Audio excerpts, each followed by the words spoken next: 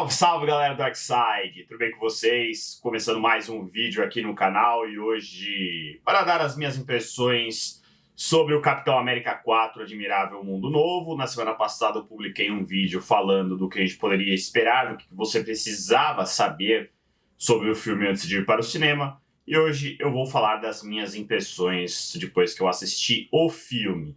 Lembrando que teremos spoilers aqui, se você ainda não assistiu, então melhor já encerrar por aqui e volta depois que você for ao cinema, ou, sei lá, esperar o filme chegar em casa, que vai demorar bastante. Então, se você está curioso, eu recomendo que você vá ao cinema, afinal, o filme estreou na última quinta-feira. Já vou começar dizendo que eu gostei do filme. Ele, assim, não tem nenhuma grande novidade, se você for olhar pros filmes do Capitão América ali com o Chris Evans. O primeiro foi uma introdução dele, o segundo aí já trazendo um pouco mais da equipe que ia compor ali aquele elenco, e foi exatamente o que aconteceu agora com o Capitão América 4.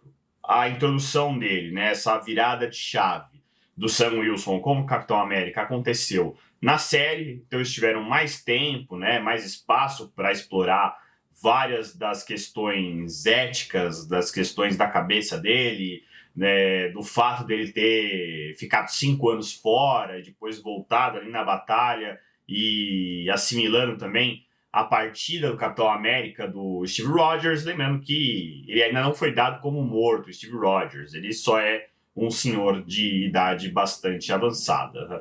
Aliás, senhor ele já era há algum tempo, né? Mas agora o corpo dele já chegando a esse patamar. E foi exatamente o que aconteceu nesse segundo filme. A gente foi apresentado a equipe que vai ajudar o Capitão América, temos um novo Falcão, que é o Dani Ramírez, que faz o Joaquim Torres, que já apareceu em grande parte do filme. Ainda rolava aquela especulação do tipo, será que ele vai ser o Falcão? Ele mesmo já se intitulava Falcão, só o Sam Wilson que não aceitava isso direito. E no final do filme acaba acontecendo de forma até bastante natural. Eles não iam colocar o personagem ali e iam esquecer ele. O ponto negativo dessa história aí é o uniforme. Não gostei nem um pouco do uniforme desse novo Falcão. Ele é meio esquisito, um capacete meio esquisito, né? A roupa como um todo, ela é meio estranha. Tomara eles resolvam, porque ali já no restinho que faltava de tempo, ele até pergunta pro Sam, você não tem aí uns contatos do pessoal de Wakanda pra gente fazer um traje pra mim e tal? Aí provavelmente vai acontecer para o próximo filme, ou em alguma aparição que eles vão fazer em série, ou até de outro herói aí que a gente ainda vai ver nos cinemas. E partindo desse pressuposto, já temos o que eu achei de melhor do filme, que foi o novo uniforme do Capitão América, que é uma junção dele de Falcão com Capitão América, né? Ele usando as asas e também o escudo. E o que eu queria falar é justamente o que eu abri aqui no vídeo, do porquê que é semelhante ao Capitão América 2 para o Capitão América 4, em termos de estrutura de filme. Por quê? Nós temos a figura central ali do Sam Wilson, como era com o Steve Rogers. A gente tem a apresentação de alguns elementos da equipe dele, que foi o próprio Falcão, na época ainda não era nem Falcão, mas ele já tinha uma certa vivência, era soldado, era treinado para isso, e ele sabia manipular todo o equipamento ali, que é o que acontece com o novo Falcão. Ele é do exército, ele sabe operar todo o equipamento, e isso acaba acontecendo até de forma natural. Por mais que ali no início ele tá só para ajudar o Capitão América, depois ele faz parte da equipe, ele vai para a missão, isso fica bem claro. Outro ponto, no Capitão América 2, nós temos a Scarlett Johansson ali como Viúva Negra, trabalhando para a S.H.I.E.L.D. e ajudando o Capitão América. Agora nós temos algo semelhante com outra ex-viúva que trabalha para o presidente. Isso nós temos contato através da personagem da Shira Haas, que é a Sabra. No começo aí ela tem um espaço mais corporativo, digamos assim, dentro do filme, e depois ela passa a ajudar o Capitão América e também o Falcão. E fatalmente ela vai fazer parte da equipe daqui para frente. Tinha que ter algum elemento desse, né? Afinal, eles sozinhos não iriam conseguir. Eles precisavam de uma pessoa assim para evoluir o personagem, porque o Sam Wilson ainda está muito condicionado à questão do exército, do tipo, eu tenho uma ordem, eu tenho que cumprir, por mais que ele tente pegar e, tipo, eu resolvo sozinho porque eu sou o Capitão América, ainda assim ele está seguindo ordens. Isso tem um desfecho ao longo do filme, né? Essa ruptura que ele faz com o governo dos Estados Unidos, a exemplo de como foi no Capitão América 2. E isso acontece de forma até mais leve, mais sutil no filme que a gente acabou de assistir. Agora falando um pouquinho mais sobre os vilões do filme, que são os personagens do Giancarlo Esposito e do Tim Blake Nelson. O Giancarlo Esposito, ele tem uma participação pontual, ela pode ser importante em dado momento, mas ela é bem sutil também. Não foge, assim, não tem muito tempo de tela no Giancarlo Esposito. E o personagem dele foi revelado, que é o Coral, que é outro vilão já bem conhecido dos quadrinhos. Mas ele não tem tanto poder, ele só é um ex-militar, né? Um mercenário agora que lidera uma equipe que faz várias atrocidades aí pelo mundo, rouba objetos, mata pessoas. Nada diferente do que fazia a Hydra, por exemplo, guardada as devidas proporções. E ele tá ali como um ponto de passagem dentro do filme. Eu esperava vê-lo mais. Talvez eles utilizem o personagem em algum momento mais pra frente, porque ele é uma espécie de rei do crime, vai. Vamos deixar nesse patamar, porque ele não vai atuar a grande nível de ser tipo um baita vilão que vai precisar dos Vingadores, por exemplo. Não. Então ele tem a participação dele lá, foi uma introdução ao personagem que pode aparecer em algum outro momento. Aí já da parte do líder. O líder, ele apareceu lá no Incrível Hulk de 2008, todo mundo sabe disso. E eles explicaram o que aconteceu com ele, que ele foi impactado pelos raios gamas, igualzinho ao Hulk, mas ele não evoluiu fisicamente, né? Tudo ficou preso no cérebro dele, então ele é uma pessoa extremamente capaz e inteligente, por isso que eles utilizam desse artifício para que ele seja o vilão. E ele tem ali um laboratório, ele foi aprisionado pelo Ross por bastante tempo, e não é uma saga que ele quer acabar com o mundo, quer matar as pessoas, não. É algo pessoal que ele quer simplesmente destruir a reputação do Ross. Eu acho que ele foi bem sucedido. Se esse era o plano dele no filme, ele conseguiu, e com louvor, porque ele perdeu a presidência, perdeu o cargo dele no exército, foi preso e acabou. Agora ele vai ficar ali confinado até ele aparecer em outro momento, que deve ser em Thunderbolt. Eu não vou nem entrar nesse mérito agora, mas o nome dele, o apelido dele é Thunderbolt. E obviamente ele vai aparecer no filme ali, não sei se num momento de fúria que ele vai fugir, se eles vão precisar utilizar o Hulk vermelho. Ele vai aparecer em algum momento, eles não vão colocar o Harrison Ford para assumir o posto de General Ross se eles não fossem utilizar o ator em outro momento. Isso deve acontecer muito em breve.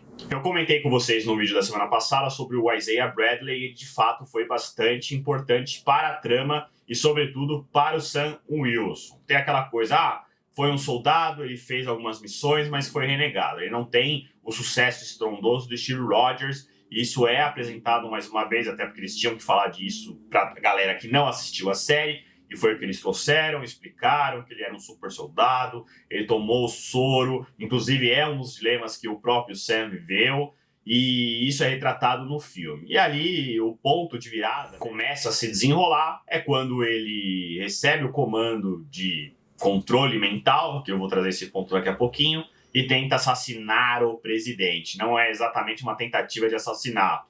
Ele precisava criar todo aquele ambiente para o líder e automaticamente isolar ali o Ross, fazer algo do tipo. Aí entra uns pontos que eu não gostei tanto do filme, que foi essa espécie de controle mental que aparentemente não é suscetível a todo mundo. Tá ali restrito aos militares que ele selecionou e o comando vinha através de algumas luzes no rosto da pessoa, pelo aparelho celular ou pela música. Isso aconteceu com vários dos soldados que apareceram, inclusive com a Isaiah Bradley. Por mais que eles tenham se esforçado para explicar que o cara é um super gênio, que ele estudou isso por vários anos até conseguir, de fato, controlar a mente das pessoas, eu achei que ficou fraca essa explicação. Enfim, só uma luzinha piscando, só uma musiquinha. Isso lembra, de fato, o Bucky, né? Que inclusive aparece no filme. Se é que dá para falar de uma surpresa, é a aparição do Bucky, mas eu não tinha dúvida nenhuma de que ele iria aparecer. Afinal, toda vez que o Sam Wilson tem tempo de tela, o Bucky aparece com ele. Foi uma participação curta, inclusive falando que ele está concorrendo a um cargo público, não sei qual que seria o objetivo disso, será que tem a ver com os Thunderbolts? ou é algo que ele tá fazendo por conta, isso a gente vai descobrir mais pra frente, mas é a única aparição do Buck quando o personagem do Falcão tá sendo operado ali, depois que ele toma uma surra, que ele cai, que ele se esborracha inteiro, ele aparece para dar um apoio pro Sam Wilson. Voltando para essa questão do controle mental, eu achei que poderia ter sido melhor trabalhado, por mais que o líder tenha essa inteligência para aplicar nesse tipo de situação, eu acho que faltou ali algo mais elaborado, poderia ter sido diferente, né? Por que eu falei do Buck? Que ele passou anos ali recebendo tratamento até as palavras-chave serem imputadas, do tipo, quando ele precisava ser acionado para alguma batalha, para alguma missão, tinham ali algumas palavras que ele recebia, né, da União Soviética, e aí ele partia para a missão. É algo semelhante que aconteceu aqui, mas através de luz, através de música, isso realmente me incomodou bastante. Deveria ter sido bem mais elaborado. Tipo, falar, ó, beleza, tá piscando uma luz ali na cara, mas tem mensagem codificada. A gente tá falando exatamente isso, porque os caras passaram por tal situação. O tempo é limitado, afinal é um filme de 1h58, não chega nem a 2, e eles queriam poupar tempo para explicar outras coisas. Faltam agora eu passar somente por 2 pontos para concluir a minha análise. O primeiro ponto é que o Sam Wilson recebe a incumbência do presidente Ross de se tornar uma espécie de líder dos Vingadores, de recrutar os novos Vingadores. Lembrando que a gente perdeu o Capitão América, do Steve Rogers, perdeu o Tony Stark, o Homem de Ferro, perdeu a Viúva Negra. A gente não sabe o que aconteceu com a Wanda, se ela tá viva, se ela tá morta, mas quem garante que ela vai se tornar uma Vingadora novamente? O Visão, a gente não sabe o que aconteceu com ele, né? Depois dos eventos ali de WandaVision, que ele se torna lá o Visão Branco. E os que sobraram estão longe, que é o caso do Thor, que depois do Love and Thunder ninguém sabe o que aconteceu. O próprio Senhor das Estrelas, que ele tá na Terra, mas quem garante que ele queira voltar para isso. O Pantera Negra morreu, agora dali a abraçadeira tá com a Shuri. Então tá tudo meio perdido nesse universo e ele vai ter a função de trazer novas pessoas e reunir uma equipe capaz de proteger o universo. Resta saber se ele vai de fato fazer isso, se vai caber à figura do Sam Wilson de ir atrás das pessoas e recrutar diversos talentos que consigam proteger a humanidade. Se é que ele vai ter força para fazer isso, se é que ele vai ter meios, vai ter recursos para conseguir ser bem sucedido nessa empreitada. O segundo ponto, e ele é extremamente importante, tem a ver com a cena pós-crédito, que ela foi pontual e que vai trazer um grande ganho para a Marvel. O Capitão América Admirável Mundo Novo é uma história de introdução. Eu não podia trazer elementos assim, nossa, que fantástico, mas ele precisava trazer algumas coisinhas que eles vão utilizar mais para frente, como o Hulk Vermelho, o próprio Sam Wilson agora com o dilema de ser um mortal e não tomar o super soro, o que o Buck vai fazer com o parlamentar, tem uma Viúva Negra nova, e isso eles conseguiram ser bem-sucedidos. Mas o principal ficou ali para a cena pós-crédito, na conversa que ele teve com o líder, e o líder fala exatamente que tem outros mundos por aí. O Sam Wilson não teve contato com isso ainda, a gente viu só Doutor Estranho, o Homem-Aranha, e de forma geral, isso não foi apresentado para o Sam Wilson. Eu fiquei com a pulga atrás da orelha, porque os outros pode ser tanto os mundos, né, que tem aí ao redor,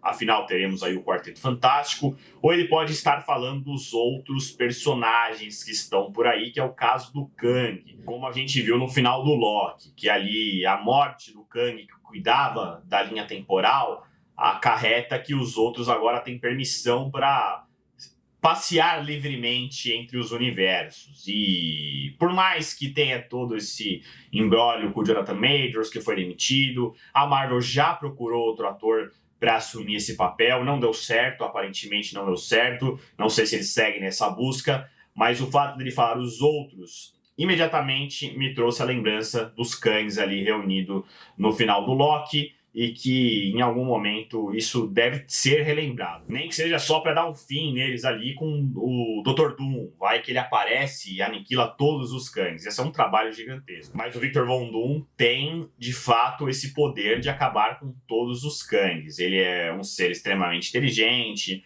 Estão falando ali que ele vai aparecer no Quarteto Fantástico, que eu acho muito difícil, né? Por conta do trailer lá, que tem uma lousa meio apagada, e é algo que a Marvel sempre faz. Não sei se pode ser justamente o Robert Downey Jr., pode ser outro personagem que eles vão acabar falando dentro do filme. Acho muito difícil ele aparecer nesse momento, eu aposto mais em uma cena pós-crédito. Para encerrar a minha análise, falta somente a nota. E antes de eu falar a minha, eu vou passar pela crítica especializada para saber o que eles acharam do filme. Então, partindo aqui do Rotten, ele está com 51% de aprovação, que é a mídia especializada, que no geral não gostou, mas ele tem 80% de aprovação no Popcorn, que aí já mostra uma receptividade maior do público, e eu me incluo nessa porque eu gostei do filme. O Adoro Cinema, por exemplo, deu nota 3.7 de 5, que é uma nota bastante razoável. O IMDb deu nota de 6.1 de 10, aí eu já achei que eles foram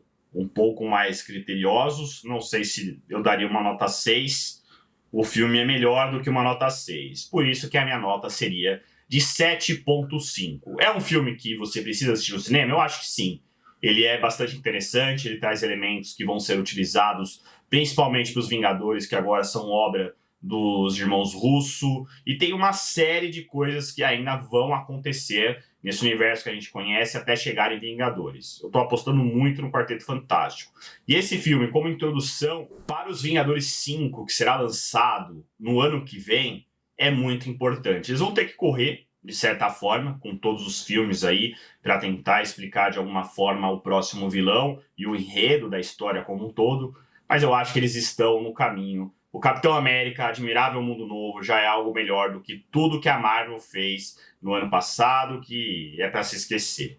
Já iniciamos bem o ano de 2025, agora é torcer para que os Thunderbolts sejam legais, que eu acho que eles também vão fazer parte aí do grupo que vai integrar os Vingadores, não todos eles, mas parte deles, e na sequência com o Quarteto Fantástico, aí sim é uma história para ficar de olho. Fechado, minha gente? Era isso que eu tinha que apresentar para vocês. Agradeço a sua audiência e me conte aí nos comentários o que você achou do filme, se você concorda com essa análise, se você traria outro ponto. Aguardo vocês aqui. Então, se você chegou até aqui, não se esqueça de deixar o like no vídeo, comente mais uma vez, reforço aqui com vocês, compartilhe com os amigos, vamos discutir o filme porque vale realmente a pena. E se você chegou aqui pela primeira vez, não se esqueça de se inscrever no canal e ativar as notificações porque temos conteúdo novo toda semana. Nos vemos novamente em breve, muito obrigado, até a próxima, valeu!